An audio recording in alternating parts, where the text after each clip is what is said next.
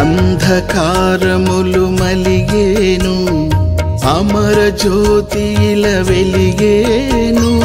మోదభరిత గానముల్ మేదిని ఎల్ల ధ్వనించెను. దివ్యనాథుని భవ్య తేజము వెన్నెలలై విరిసేను. సృష్టి అంతయు దీప్తిమంతమై దివ్య కాంతితో మెరిసేను. సర్వేశ్వరుని దీప్తితో సత్య సభాస్థలి మించెను. భక్త కోటి మది పొంగగా ఆనంద గీతి పాడెను.